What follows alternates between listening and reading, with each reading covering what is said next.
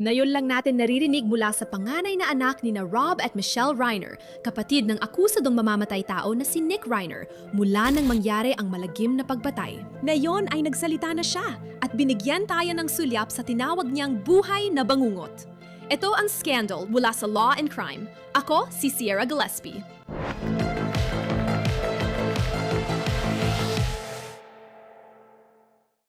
Noong Disyembre 2025, nakapanlulumong balita ang laman ng mga headlines sa buong mundo. Ang kilalang mag-asawang taga-Hollywood na sina Rob Reiner at ang kanyang asawang si Michelle Singer Reiner ay patay na, pinaslang sa loob mismo ng kanilang tahanan. Nakakagulat na ang anak ni Reiner na si Nick ang inakusahan ng pananaksak sa kanyang mga magulang gamit ang kutsilyo sa kanilang bahay sa Brentwood.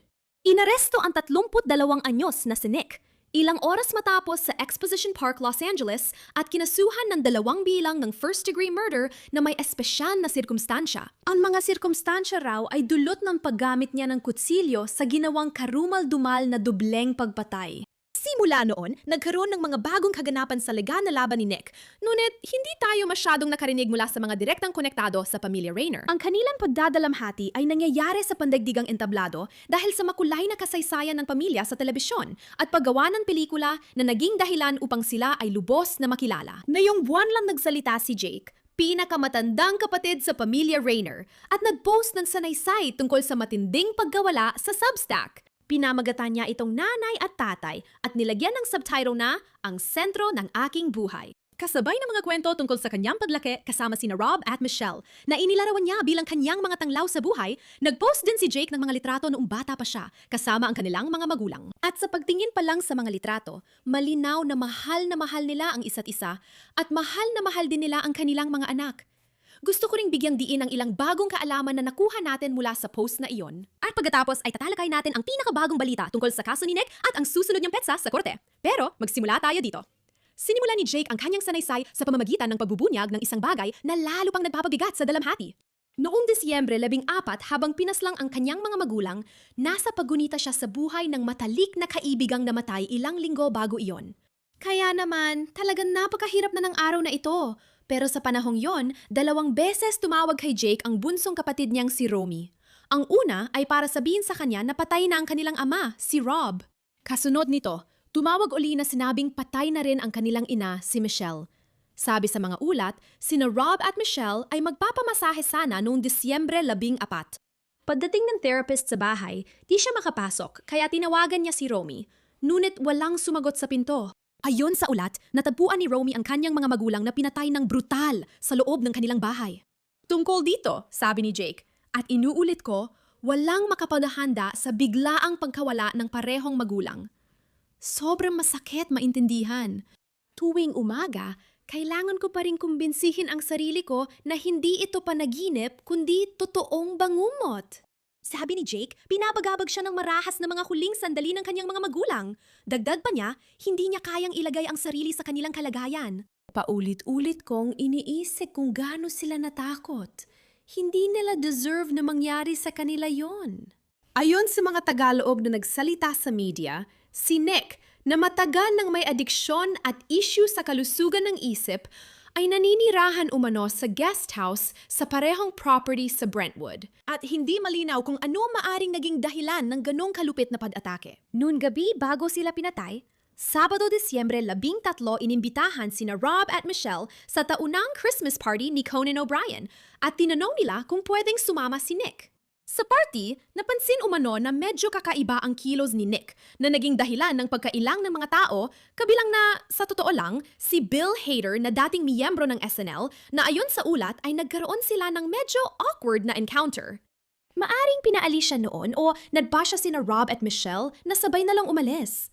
Umalis silang sabay-sabay sa party at kinabukasan, patay na sina Rob at Michelle.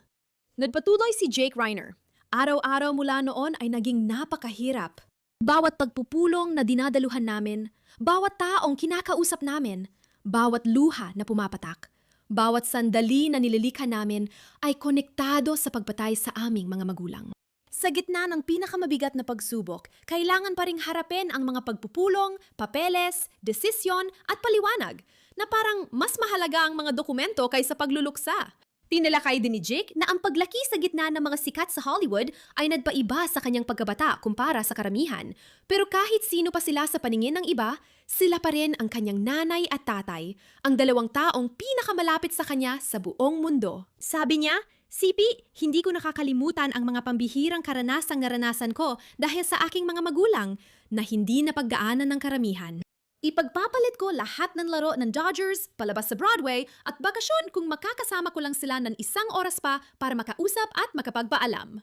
Tinapos ni Jake ang kanyang sanaysay sa pagsasabing, "Ang layunin ko sa pagsulat ng pirasong ito ay magbigay ng kaalaman, hindi lang tungkol sa kung ano ang nawala sa akin, kundi pati na rin upang ipagdiwang kung ano ang naging kahulugan ng aking mga magulang sa akin." Marami ang nagsabi sa akin, di ko alam sasabihin, at di ko sila masisi. Kung ako rin ang nasa gitna ng bagyong ito, hindi ko alam ang sasabihin ko.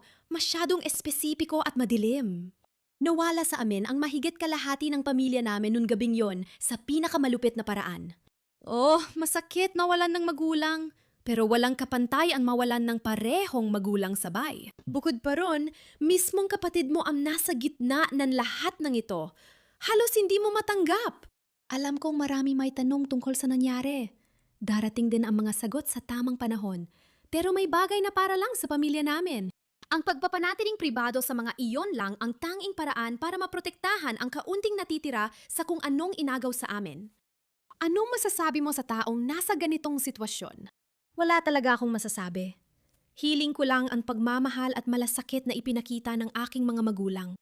Nakakulong ngayon si Nick, na kababatang kapatid ni Jake sa LA County at posibleng makulong habang buhay o mahatulan ng kamatayan kung mapatunayang nagkasala sa dobleng pagpatay. May moratorium o pansamantalang tigil sa death penalty sa California ngayon. At kahit na tila hindi direktang tinatalakay ni Jake ang pagkakaaresto ng kanyang kapatid at ang mga kaso laban dito sa sanaysay na ito, may mga kumakalat na tsismis na tuluyan ng pinutol ni na Jake at Romy ang ugnayan nila sa kanilang kapatid at tinanggal na siya sa kanilang buhay. Noong unang bahagi ng buwan, ibinalita namin tungkol sa insider na nagsabi sa Radar Online na nais umanong magsulat ng tell-all na libro si Nick. Ayon sa insider, nais ni Reiner ibunyag ang madidilim na sikreto ng kanyang mga magulang na nalantad siya rito bilang pribilehyadong bata sa Hollywood at ipaliwanag kung bakit pinaslang ang kanyang mga magulang sa sarili nilang kama. Sabi rin sa parehong source, gusto niyang pangalanan ang maraming tao at magdulot ng matinding kahihiyan hanggat kaya niya. At pagdating naman sa kanyang mga kapatid, ayon sa source at quote, para sa mga natitirang miyembro ng pamilya, siya ay si Satanas na nagkatawang tao. Gugugulin nila ang natitirang bahagi ng kanilang buhay sa pagtatangkan makabawi mula sa trauma at matinding dalamhati na idinulot niya. Ngayon, ang ideya na dadagdagan pa niya ang sakit gamit ang kasuklam-suklam na tell-all na ito ay lalo pang magpapalala ng kanilang pagdurusa.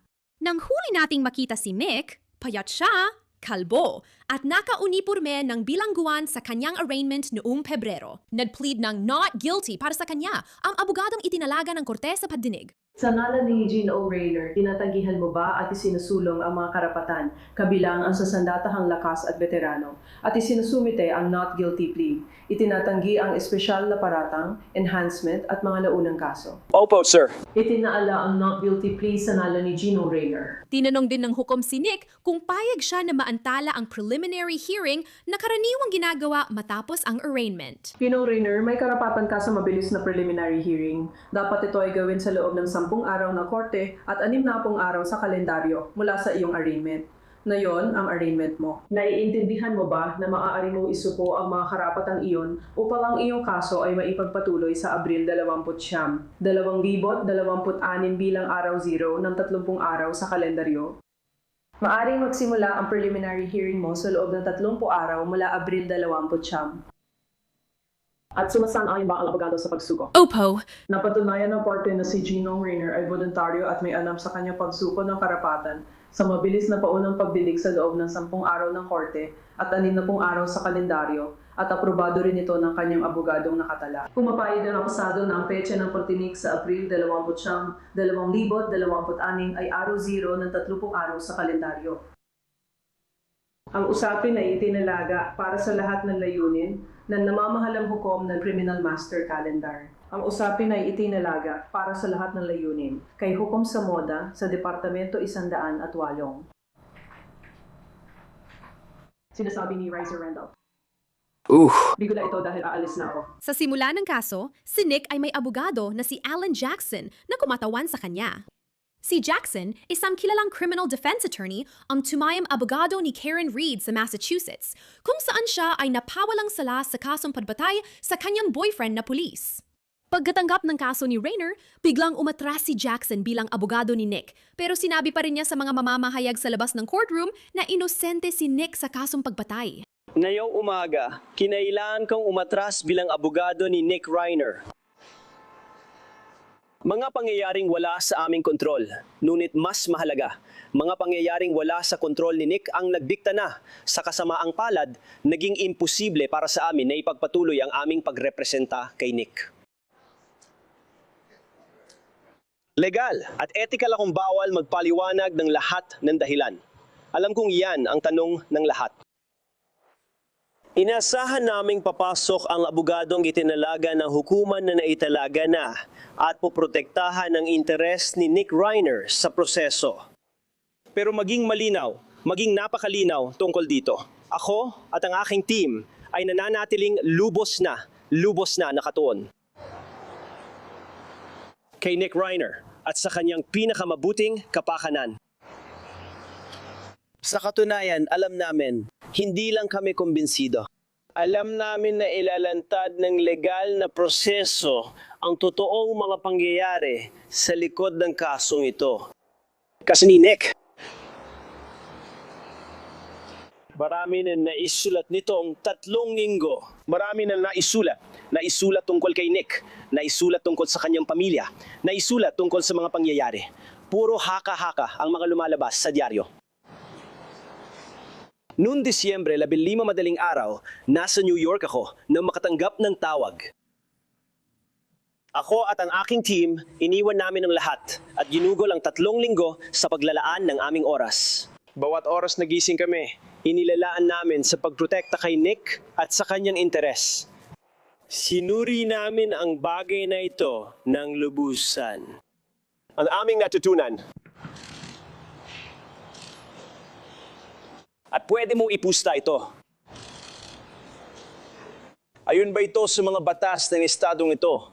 Ayon ba ito sa batas ng California? Si Nick Reiner ay walang sala sa papatay. I-print mo yan. I-print mo yan. Hangad namin ang pinakamabuti para sa kanya sa mga susunod na araw. Yun lang ang masasabi ko ngayon. Pag-uusapan pa natin ito ng detalyado sa pagdinig. Pero gusto ko munang talakayin ang preliminary hearing dahil inaasahang itatakda ang petsa nito ngayong linggo. Sa preliminary hearing, magpapasya ang korte kung may sapat na ebidensya para ituloy ang kaso. Kaya maari nating asahan na ilalatag ng mga tadausig ang ilan sa kanilang mga ebidensya laban kay Nick sa panahong yon. Habang naghihintay, nais kong makausap ang eksperto tungkol sa kaso at natutunan mula sa sanaysay ni Jake Reiner. Kaya, ipakikilala natin ang panauhin ngayon. Kaibigan ng programa at dating federal na taga-usig si Nima Romani. Nima, lagi masayang makita ka. Salamat sa pagsali sa scandal. Simulan natin sa bagong nakakagulat na sanaysay ni Jake Reiner. Ano masasabi mo rito? Sierra, salamat sa laging pag-imbita. Sa totoo lang, balungkot ang kasong ito at tinalakay niya ito sa kanyang sanaysay. Isipin mong parehong magulang mo ang mawala sa iyo nang sabay sa ganitong karumal-dumal na pagpatay. Sinaksak hanggang mamatay sa sarili mong kwarto. At dahil ang kapatid mo ang pinaghihinalaan, malamang ay mahahatulan siya at gugugulin ang buhay niya sa kulungan.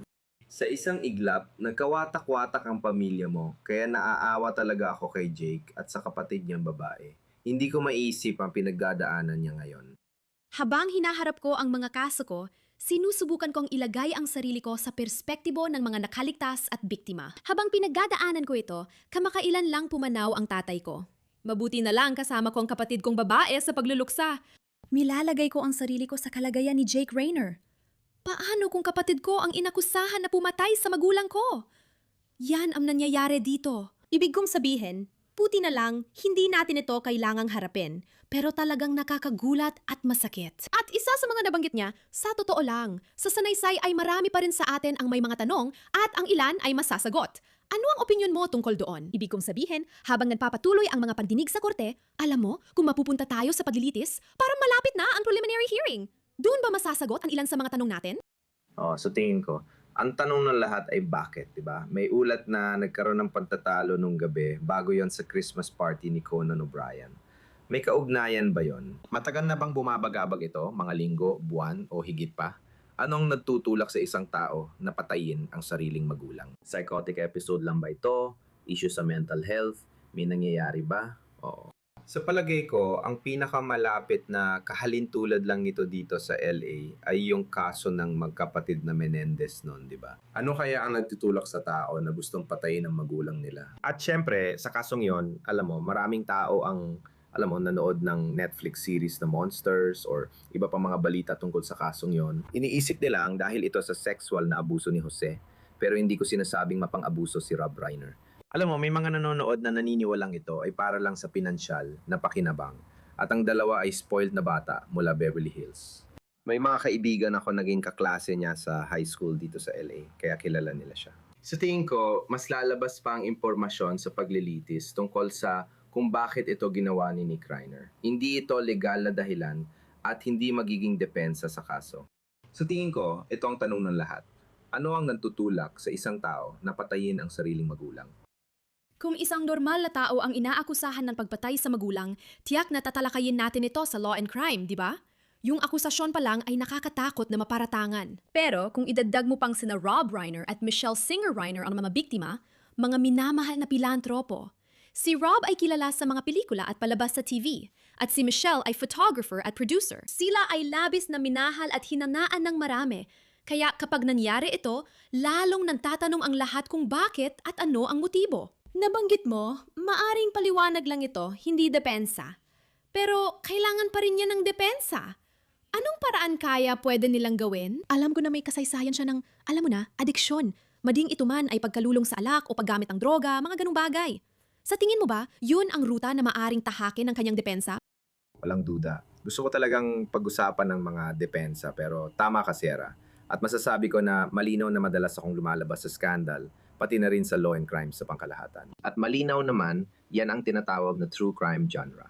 Pero ang dahilan kung bakit magiging malaki ang kasong ito ay dahil tinatawag ko itong triple whammy. Madalas akong lumalabas sa TV at nakikipag-usap sa maraming reporter at producer na karaniwang nahahati sa tatlong kategorya. Tinatamaan ng kasong ito ang lahat ng iyon. Ang una yung true crime, malinaw naman, di ba? Isang tao na pinatay ang sarili nilang magulang. Yan ang kasong tatalakayin namin. Malinaw naman may entertainment factor din, di ba? Mahilig ang mga tao sa mga sikat at sinusundan nila ang mga kaso ng mga celebrity. Kahit hindi ito true crime, kahit anong uri ng legal na alitan na kinasasangkutan ng mga celebrity. Ang isa pang madalas kong talakayin ay mga kasong politika. Aktibo rin si Rob Reiner sa larangang ito. At may mga tao na may matitinding opinion tungkol sa kanya dahil doon. Kaya kapag nagsama-sama ang true crime, libangan at politika, so tingin ko, ito na ang magiging pinakamalaking paglilitis mula nung kaso ni OJ dito sa LA. Sa tingin ko, kasing lawak ito ng kay Johnny Depp at Amber Heard. Sinabi kong paglilitis, Sierra, dahil halos siguradong aabot dito ang kaso. At ang dahilan kung bakit aabot ito sa paglilitis ay kung ikaw si Nathan Hochman, ang district attorney, hindi ka pwedeng mag-alok ng anumang uri ng kaluwagan sa kasong ito. Tama ba? Ito ay isang kaso ng habambuhay na pagkakakulong na walang posibilidad ng parole. Kaya kung ikaw ang depensa dito, itutulak mo talaga ang kasong ito hanggang sa paglilitis. Alam ko, marami nanonood na yon. Sabi nila may theoretical na posibilidad ng death penalty, pero sa tingin ko, walang nabitay sa California sa huling 20 taon. Hindi ito realistiko na posibilidad di tulad ng kaso ni Brian Kohberger kung saan may aamin at tatanggap ng habambuhay na kulong para makaiwas sa death row. Alam ko hindi ko pa nasasagot ang tanong mo pero sasagutin ko na. Sa tingin ko, posible natin makita ang depensang not guilty by reason of insanity o hindi nagkasala dahil sa kabaliwan. Sa maikling panahon na si Alan Jackson ang may hawak ng kaso, siya ang celebrity lawyer sa Los Angeles na nagrepresenta kay Kevin Reed. Nagsimula ka na makakita ng mga artikulo. Hindi ko sinasabing sadyang ipinakalat ang mga yon, pero may korte at may hukuman ng opinyon ng publiko at ang magagaling na abogadong humahawak ng celebrity cases ay marunong maglatag ng argumento sa media. Nagsimula na silang magsalita tungkol sa mga issue niya sa kalusugan ng pag-iisip at mga pagbabago sa kanyang gamot. Kaya sa tingin ko, malamang na yon na magiging depensa nila dito. Pero mahirap depensahan yan, Sierra. I'm not guilty by reason of insanity ay nangangailangan na patunayan ng depensa. Nasa kanila ang bigat ng ebidensya na dahil sa sakit o depekto sa pag-iisip, hindi naunawaan ng akusado ang likas at mga kahinatnan ng kanyang mga ginawa. Sa madaling salita, hindi niya alam ang tama sa mali. Kung malinaw pa ang isip mo para makipagtalo sa mga magulang mo nung gabing bago ang insidente sa isang holiday party. At kaya mo tumakas, pumunta sa hotel sa Santa Monica at maglinis at hugasan ang lahat ng dugong iyon. Hindi siya mukhang wala sa tamang pag-iisip ayon sa batas. Pero posibleng gamitin pa rin ng depensa ang teoryang yun. May karapatan siyang magdepensa. Kung iyon ang pinakamalakas nilang depensa, makatuwiran lang na iyon ang tahakin nila. Sang-ayon ako. Sa tingin ko, mahirap ang laban kung iyon ang pipiliin nila. Sabi mo rin, Nima, marami tayong pwedeng talakayin sa kasong ito, parusang kamatayan man o iba pa. Nabanggit mo ang party ni Conan O'Brien. Posible bang makita natin si Bill Hader na tumestigo? Nandun din si Jane Fonda. Maraming sikat. Nabanggit mo rin si Alan Jackson. Gusto ko rin itong pag-usapan dahil alam kong marami sa inyo ang sumubaybay sa mga paglilitis kay Karen Reed kung saan si Alan Jackson ang naging pangunahing bigatin. Alam ko ring naging abogado siya ni Kevin Spacey na napawalang sala. Sa Massachusetts, ibinaba lahat ng kaso. Kaya alam mo, talagang bigatin siya. Si Nick Reiner sana ang makakaharap niya, pero umatras na siya sa kaso at wala pang tiyak na dahilan kung bakit. Nakausap niya ang katrabaho ko. Alam kong nakausap mo na si Jesse Weber ng madalas at nabanggit niyang posibleng may kinalaman ito sa pera. Kaya ito ang susunod kong tanong. Yung posibilidad na pinutol na ninyo Romy at Jake Reiner ang ugnayan kay Nick Reiner, ibig sabihin wala na siyang access sa yaman ng pamilya, pati pambayad o depensa niya. Ano ang opinion mo tungkol sa kanyang bank account at lahat ng iyon? Oo, sa ngayon ako. At muli, haka-haka lang ito. Pero sa tingin ko, tungkol din ito sa pera. Tingnan mo, sobrang mahal ipagtanggol ang kasong ito. Aabot ng milyon-milyon dolyar pag natapos lahat. Hindi lang si Jackson, kundi pati mga kasama at mga eksperto. Magastos ito. Kung tatanggapin mo ang kaso, hindi ito kasong maaareglo sa plea bargain. Ipaglalaban mo ang kasong ito hanggang paglilitis dahil sa mga napag-usapang dahilan. Malinaw na may mga batas ang California na pumipigil sa mamamatay na magmana. Kung pinatay mo ang magulang mo, mawawala ka sa mana, kahit may testamento o trust. Ikaw man ang benepisyaryo ng ibang bank account o anumang legal na dokumento, tanggal ka pa rin. Kaya bigla, gaya ng sabi mo, ang tanong ay kung mapupunta kay Jake ang pera na malaki raw ang halaga kay Jake at Romy. Tama? Ang magkakapatid, ano gagawin nila? Sila ba magbabayad ng legal na depensa ng kapatid o siya lang mag-isa? Kaya hindi ko alam kung anong decision nila. Siguradong hindi ito nabanggit ni Jay sa kanyang sanaysay, pero dahil may abogadong itinalaga ng korte na tayo ngayon, naniniwala akong wala talagang malaking pera si Nick Reiner. At kahit na may pera siya bago, ang mga pagpatay na ito, hindi ko iniisip na malaki yon. Nakatira siya sa guest house ng kanyang mga magulang, di ba? Hindi siya namumuhay mag-isa. Meron siyang malinaw na dokumentadong problema sa droga o kahit papaano ay nagkaroon siya noon. Magugulat ako kung sina Rob at Michelle Reiner ay magbibigay ng malaking pera sa anak nila kung naniniwala silang may problema ito sa droga. Tama ka. May ilang paratang na nagkaroon sila ng mainit na pagkatalo matapos ang Christmas party ni Conan O'Brien. Marahil bumalik na naman siya sa bisyo. May ulat na sina Rob at Michelle ay nagsabi, Nick, gusto sana namin na bumalik ka sa rehab kung maaari kan magpagamot. Gusto kong makuha ang mga sagot. Nabanggit mo ang Slayer statute at gusto ko ring talakayin ito pati ang Son of Sam law. Ipaliwanag mo ito sa akin. May mga usap-usapan na si Nick Reiner habang nakakulong dahil na yon ay nasa kulungan siya sa LA County ay nagsusulat ng tinatawag na tell-all na libro kung saan gusto niyang pangalanan ang mga tao at, alam mo na, ibunyag ang mga lihim ng mga sabwatan sa Hollywood. Pero maaari pa siyang kumita ng pera mula doon kung siya ay mapatunayang nagkasala? Ibig kong sabihin, sa ngayon ay inosente pa siya hanggang mapatunayan ang kasalanan. Hindi pa siya nahahatulan, pero mabibigat ang mga kasong kinakaharap niya. Kaya paano ba gumagana ang lahat ng yan? Oo. Magandang tanong, Sierra. Hindi ito alam ng marami. Depende sa estado. Napag-usapan na natin si Rex Hurlman, yung Long Island serial killer, at ang ginagawa ng asawa niya. May Slayer statutes sa California. Bawal magmana kapag pinatay mo ang magulang mo. Pero ang mga batas na tinatawag na Son of Sam ay halos napawalang bisa na dahil nilalabag nito ang First Amendment. Kaya sa California, maniwala ka man o hindi, si Nick Reiner ay maaring kumita mula sa pagkukwento ng istoryan ito sa parang hindi niya magagawa sa ibang mga estado. Malinaw, gaya ng napag-usapan, ito ang pinakamalaking balita. At isipin mo ang paglilitis, gaya ng sinabi mo. Alam mo, Conan O'Brien, Hyder, Fonda, Larry David. Ibig ko sabihin, maraming tao ang posibleng maging saksi sa kasong ito. Parang puro kilalang tao ang nandoon. Pinakamalaking paglilitis tiyak sa mga naalala dito sa Los Angeles. Magiging parang perya ito. At sa tingin ko, alam mo na, yung mga follow-up na dokumentaryo ay tiyak na sisikat ng husto. Inasahan kong mapanood yon sa bawat malaking network dahil malaki ang istoryang ito. May sense naman, di ba?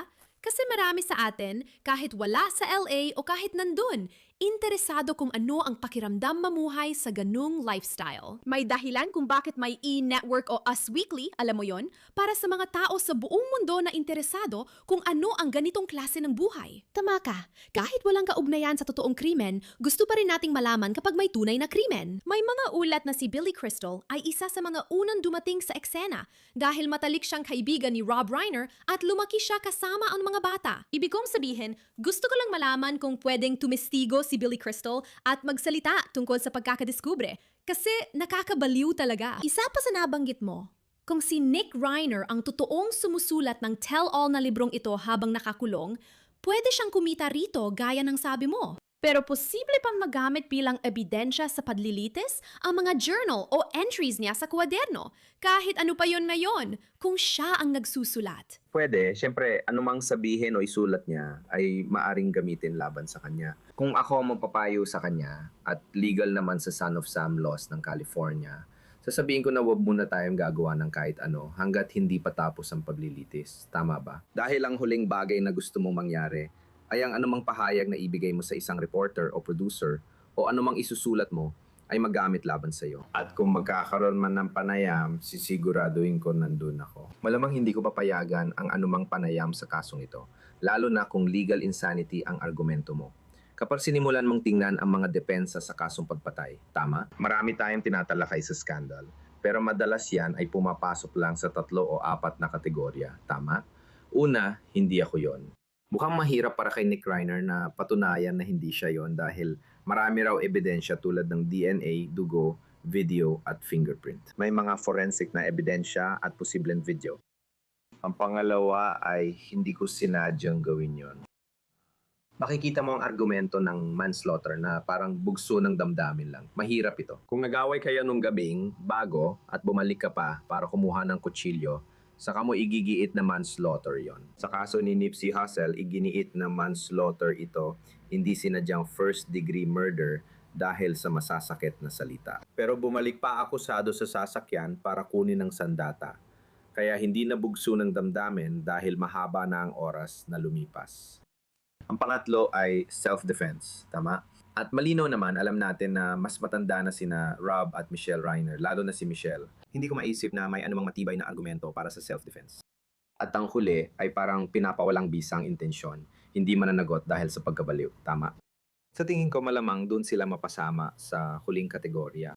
Kung ang kliyente mo ay nagbibigay ng panayam kina Oprah o Barbara Walters, malamang hindi siya ituturing na legal na baliw. Sa tingin ko, makakasama yon sa depensa nila, kaya magugulat ako kung mangyayari yon. Oo, sang-ayon ako. Gusto ko siyang ma-interview at makausap dito sa scandal. Kung ako ang defense attorney niya, sasabihin kong umiwas muna siya hanggang matapos ang paglilitis. Siguro, yun na rin ang huling tanong ko sa'yo, Nima. Pakiramdam ko, nasa simula pa lang talaga tayo ng lahat ng ito. Kailangan kong ipaalala sa sarili ko na wala pa nga tayong preliminary hearing. Pero parang paparating na yon, isang bagay na inaabangan natin at dapat mapadesisyunan, sa tingin ko, na yung linggo pa lang, ang petsa para sa prelim. Ano ang mga hinuha mo tungkol sa lahat ng yon? At ano ba talaga ang kaakibat niyon? Sa tingin ko, mababasura ang kasong ito. May isa pa tayong malaking kaso sa LA, ang kay David Celeste Rivas, kung saan iginigiit ng depensa ang agarang preliminary hearing at hindi sinusuko ang karapatan sa itinakdang panahon. Mangyayari na yan agad, maliban kung may magbago bago ipalabas. Sa mga high-profile na kaso ng pagpatay gaya ng kay Tyler Robinson, kadalasang ganito ang nangyayari. Alam mo, ang gusto ng depensa ay makuha lahat ng ebidensya, suriin ito, at magkaroon ng oras para maghanda ng kanilang kaso para sa preliminary hearing. Kaya magugulat talaga ako, Sierra, kung ang kasong ito ay umabot agad sa paglilitis bago pa ang taong 2027. Alam ko hindi ito ang gustong marinig ng iba, pero karapatan ng depensa ang mabilis na paglilitis. Kaso may parusang habang buhay na pagkakakulong nang walang parole ito. Karaniwan, binibigyan ng hukom ng oras ang depensa para maghanda. Sa ganitong kaso, dapat sigurado kang may eksperto ka at nailahad-lahat ng gamot, droga at ebidensya. Kaya sa tingin ko, hindi pa tayo agad magkakaroon ng paglilitis. At sigurado, wala pa tayong kumpirmadong petsa para sa preliminary hearing sa Talaan. Baka makuha natin yung ngayong linggo. Tignan natin. Oh, sang-ayon ako sa'yo, Nima. Kasi malalaking kaso ito na isinampa laban sa kanya. At tama ka. Posible ang parusang kamatayan, pero malabo dito dahil may moratorium sa California. Kahit paano, malaking bagay pa rin ang habang buhay na kulong na walang parole. Sisiguraduhin ng depensa at prosekusyon na maayos ang kanilang paghahanda, lalo na't nakatingin ang buong mundo. Kailangan lang nating maghintay sa resulta. Nima Romani, salamat sa pagsama sa amin sa scandal na yon. Sigurado akong makakasama ka ulit sa susunod. Salamat sa imbitasyon, Sierra. Masaya akong bumalik at sigurado akong mahaba pa ang usapan natin sa kasong ito. Dito na nagtatapos ang episode ng Scandal ngayon. Kung nagustuhan mo ang napanood mo at gusto mo pang makakita ng iba o makipag-ugnayan sa akin sa social media, mahanap mo ako sa mga platform tulad ng Instagram bilang Sierra Gillespie. Salamat sa panonood ng episode ng Scandal ngayong araw. Tulad ng dati, ako ang inyong host, Sierra Gillespie, at magkikita tayo muli sa susunod.